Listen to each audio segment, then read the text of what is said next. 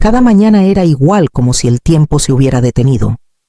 Antes de que el primer rayo de sol se colara por las persianas, yo ya estaba en la cocina midiendo el café molido, calentando el sartén, rompiendo los huevos como le gustaban a Mauricio, las claras firmes sin yema líquida. Nunca decía gracias, pero hacía años que dejé de esperarlo. En cambio, escuchaba el roce familiar de sus pantuflas en el piso de arriba, el crujido del tercer escalón, la tos que anunciaba su descenso. Mi sincronización era impecable. El desayuno siempre caliente. Las pastillas organizadas por día y hora en su cajita de plástico. El periódico doblado junto a su taza. Cuando mi esposo murió, la casa de Querétaro se volvió un lugar demasiado silencioso, demasiado grande. No tenía a dónde ir, no realmente. Alma tenía su propia familia y su trabajo en San Miguel, y aunque nunca lo dijo en voz alta, no quería convertirme en una carga. Así que cuando Mauricio dijo que podía quedarme con él temporalmente, dejó claro, empacé mis cosas y me mudé. Eso fue hace casi 7 años. Al principio intenté hacer que la casa se sintiera como hogar. Traje mis cortinas, mis libros de recetas, mi máquina de coser, pero poco a poco esas cosas desaparecieron. Las cortinas no iban con su gusto minimalista. Los libros juntaban polvo. La máquina de coser terminó en el garaje detrás de cajas de herramientas que él nunca usaba, pero se negaba a tirar. Me quedé callada. Me adapté. Me dije a mí misma que la gratitud se veía diferente en cada generación. Lo que no dije en voz alta ni a él ni siquiera a mí misma en ese momento era que las paredes de mi mundo se estaban cerrando cuarto por cuarto hasta que solo quedó la cocina y el cuarto de lavado. Mi universo eran sus preferencias, sus rutinas, sus estados de ánimo. Cocinar, limpiar, hacer mandados con una especie de invisibilidad perfeccionada. Y aún así, había días en que me regañaba por usar el detergente equivocado o por recalentar sobras que no recordaba haber disfrutado. Una vez mencioné cuánto extrañaba cuidar mi jardín. Levantó la vista de su celular y dijo, «Bueno, eso lo puedes hacer cuando tengas tu propia casa otra vez». Lo dijo como broma, pero el dolor se quedó conmigo. De vez en cuando miraba el closet donde guardaba una maleta pequeña por si acaso. Me decía que era para emergencias, para visitas al hospital o viajes inesperados. Pero a veces me sentaba en la cama mirándola más tiempo del necesario, preguntándome cómo se sentiría salir con solo eso. Era un pensamiento que nunca expresé. No hasta el día en que todo cambió. Era justo después del almuerzo cuando sonó el teléfono vibrando contra la encimera, mientras lavaba la taza de café de Mauricio. Vi el nombre de Alma en la pantalla y algo en mi pecho se apretó. Ella nunca llamaba durante el trabajo. Respondí con un alegre «Hola, pequeña», pero su voz no devolvió la misma calidez. Mamá dijo rápido con la voz entrecortada «Es Sophie». Se cayó en la clase de gimnasia, se rompió el brazo. La taza se me resbaló un poco y me aferré al borde del fregadero. «¿Está bien? ¿Dónde está ahora? En el hospital. Está conmigo. Ya le pusieron un yeso. Estará fuera de la escuela por al menos un par de semanas y... Bueno, no puedo quedarme con ella en casa». No lo dudé. «¿Quieres que vaya?» Ella suspiró y escuché la tensión en su silencio. «No te lo pediría si tuviera otra opción. La evaluación escolar es la próxima semana, y si falto más de 2 días, afecta la renovación de mi contrato. Iré», dije, antes de que terminara. «Estaré ahí mañana por la mañana». Cuando colgué, me quedé inmóvil por un largo momento, el peso de la costumbre empujando contra la decisión que ya había tomado. Luego, sequé mis manos, subí las escaleras y saqué la maleta del closet. La puse en la cama y la abrí lentamente.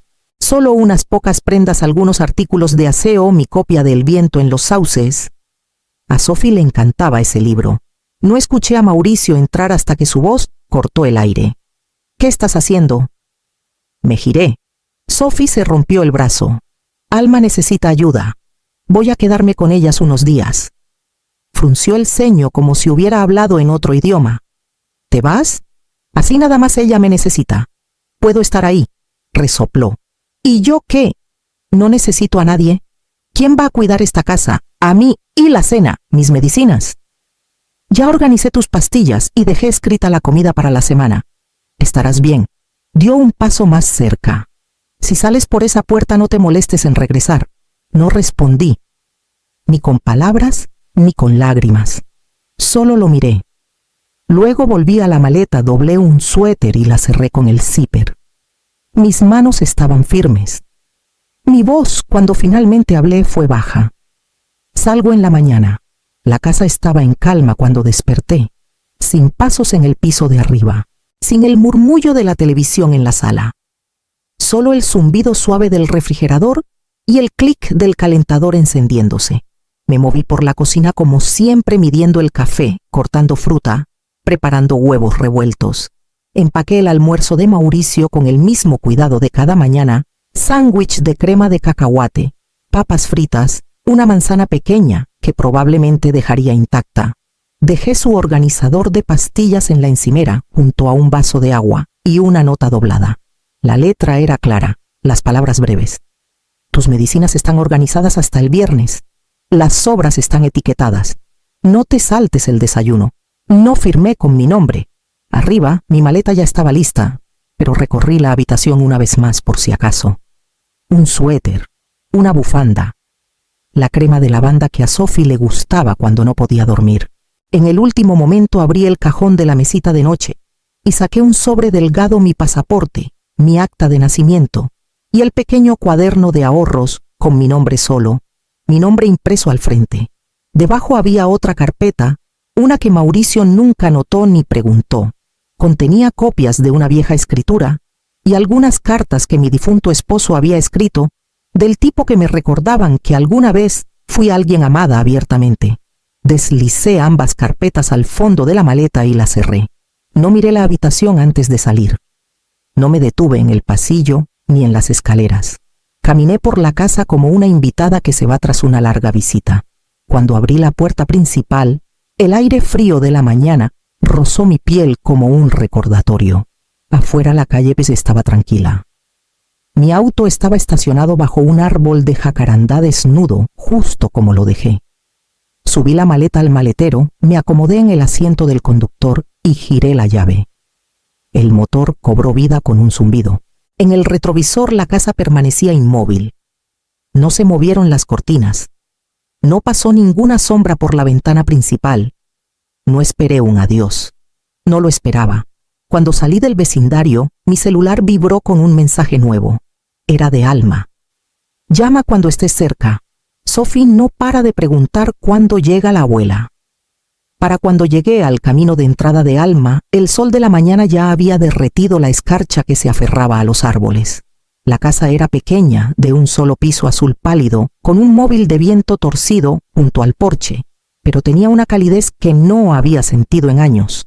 Antes de que pudiera abrir la puerta del auto, la puerta principal se abrió de golpe y Sophie salió corriendo con un brazo enyesado de rosa y el otro extendido.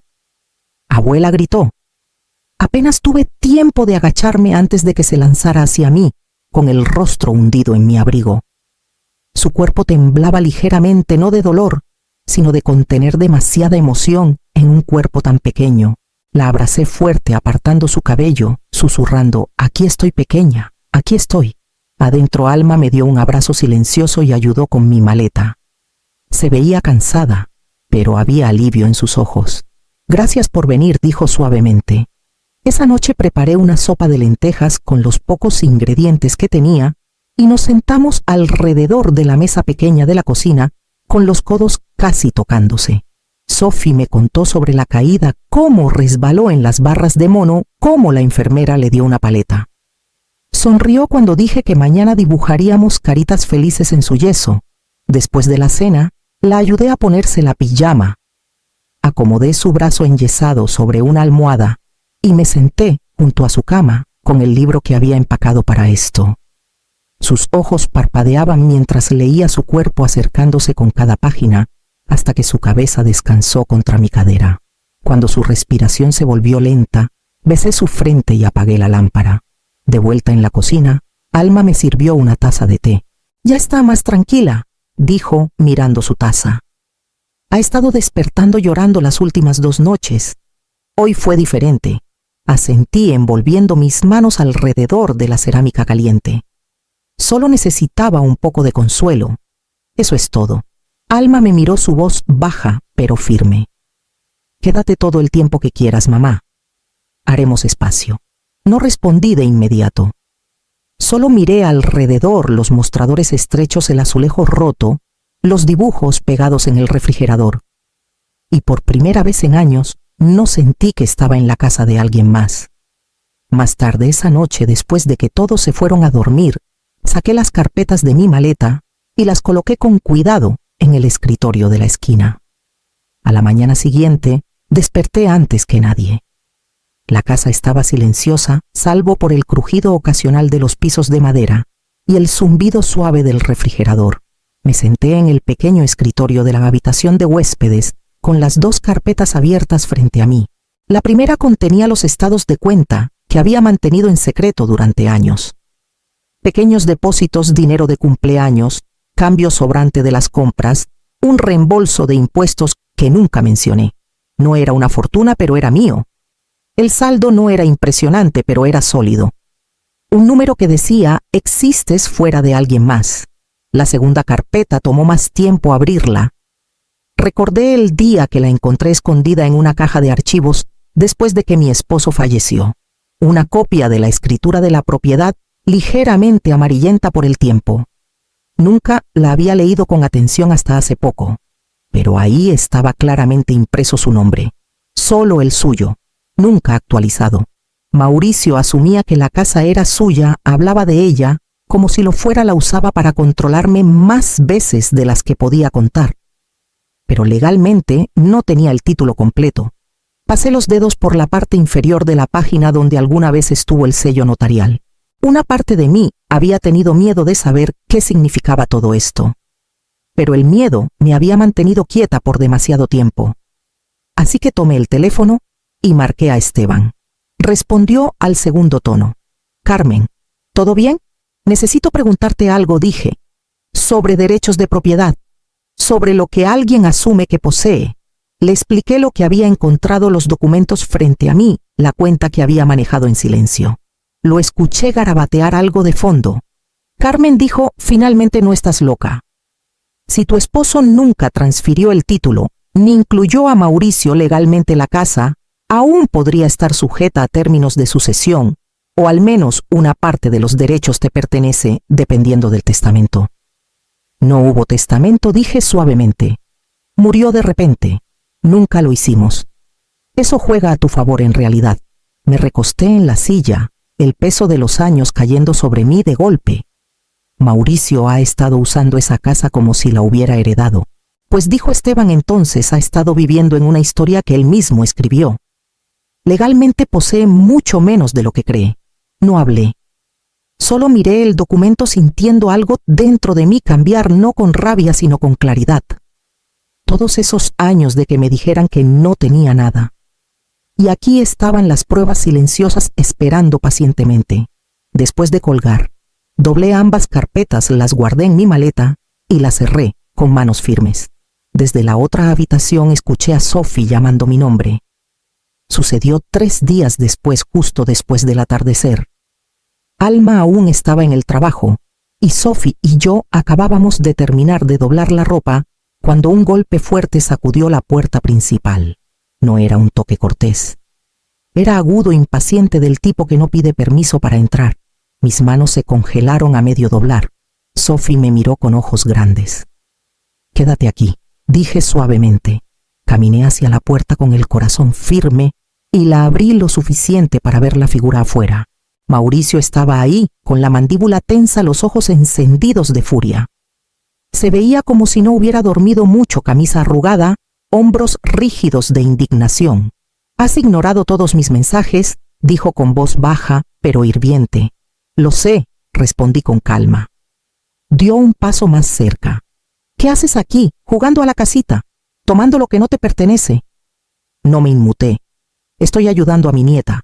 Eso es lo que vine a hacer. Me abandonaste. Su tono se quebró, en la última palabra más acusación que herida. Todo ha sido un caos desde que te fuiste. No te abandoné, dije con calma. Necesitabas una cocinera, una limpiadora, una cuidadora, no a una madre. Su rostro se torció pero no habló. Por primera vez en nuestras vidas buscaba un guión que ya no funcionaba. No estoy enojada, dije, pero no voy a volver a una vida donde no existo más que para servir. Esa parte de mi historia terminó. La mano de Sophie se apretó en la mía. La apreté de vuelta. «¿Realmente has cambiado?», dijo Mauricio finalmente con palabras que sonaban más como advertencia que como afirmación. No dije, solo dejé de fingir. Me miró por un largo momento, luego dio la vuelta y bajó los escalones sin decir más. Cerré la puerta con suavidad y puse el seguro con un clic silencioso. Desde la cocina la tetera comenzó a silbar. Regresé y serví 2 tazas de té, una para mí y otra para Alma, que pronto estaría en casa. El vapor subió constantemente bajo la luz suave de la habitación, y Sophie apoyó su cabeza en mi brazo mientras nos sentábamos en el sofá. Esteban presentó los documentos ese jueves. El sobre se sentía más pesado de lo que su tamaño sugería cuando lo deslicé por el mostrador de la oficina de correos. Dentro estaban las peticiones iniciales para la división de bienes y la separación legal. Mi nombre en cada página, claro y bien escrito, no solo una firma al pie de un documento ajeno. Cuando regresamos a la casa, Esteban se sentó conmigo en la mesa de la cocina, mientras Sophie dormía la siesta y Alma corregía trabajos. Su voz era tranquila, profesional, pero no fría. «Empezaremos con el descubrimiento de propiedades», dijo tocando la carpeta. «Hay un caso sólido por contribución financiera a través del trabajo doméstico, especialmente si no hubo testamento formal después de que tu esposo falleció». Asentí. «Mauricio vale a estar furioso». «Ya lo está», dijo Esteban, «pero ese no es tu peso para cargar». Más tarde esa noche mi celular vibró. Un mensaje de Mauricio. «¿De verdad quieres ventilar esto en público? Bien. Solo recuerda quién pagó por todo mientras vivías bajo mi techo». No respondí. Borré el mensaje y silencié el teléfono. Unos días después llegó otro. Esta vez un mensaje de voz. Su voz era más suave, casi suplicante. «Mamá, somos familia. Ambos hemos dicho cosas. Estás siendo dramática. Solo regresa a casa. Podemos resolver esto». Pero no había un hogar al que volver. Solo una casa construida sobre expectativas, no entendimiento. Sí, viví bajo su techo, pero lo mantuve limpio, lo mantuve alimentado, evité que las paredes se sintieran vacías. Eso nunca fue nada. Esteban pasó de nuevo la semana siguiente con formularios actualizados. Los revisó una última vez antes de deslizarlos hacia mí. «No le debes tu paz solo porque te dio refugio», dijo con voz firme. «Esto que estás haciendo ahora no es venganza, es restauración». Tomé la pluma y firmé. Esa noche, después de que la casa se asentó y todos dormían, abrí un cuaderno en blanco y comencé a redactar mi nuevo testamento. Era simple pero deliberado. Enumeré mis ahorros, mi parte de la casa si el tribunal la otorgaba, y los objetos que quería legar. El nombre de Alma apareció primero, luego el de Sophie. Al pasar la página guardé algo entre las hojas, un dibujo que Sophie había hecho el día anterior, 3 figuras tomadas de la mano bajo un sol con rayos desiguales.